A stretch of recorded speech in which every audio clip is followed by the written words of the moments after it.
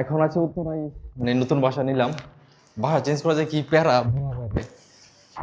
তো এইখানে এখন কাজ করা হয় নাই, জাস্ট আজকে উঠলাম আর কি, সবুজ কাজ করতেছি। আর এই রুমটাই মূলত থাকবে আমার ফুফু আম্মা থাকবে এই রুমের মধ্যে। আর রুমটা কিন্তু মোটামুটি অনেক সুন্দর। আবার এদিকে বারিন্দা আছে একটা, ফ্যান ট্যান এখন লাগানো হয় নাই, নিচে রাখা আছে আর কি, সময় পাইতেছি না।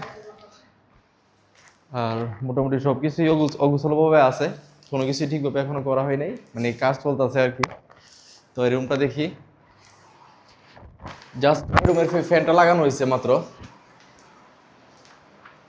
এখনো কোনো কিছু করা হয়নি, কোনো মালামাল অনেক কিছু আনা বাকি আছে। বলতে গেলে এটা একটা নতুন সংসারের মতো আর কি।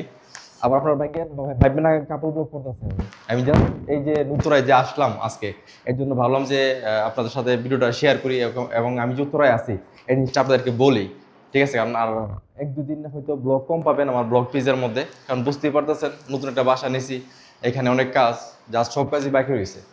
তো যাই হোক, দোয়া করবেন যাতে উত্তরা ভালোভাবে থাকতে পারি, আর যে টার্গেট এবং যে স্বপ্ন নিয়ে উত্তরায় আসা হয়েছে সেই স্বপ্ন যাতে পূরণ হয়। তো সবাই ভালো থাকবেন, টাটা, বাই বাই।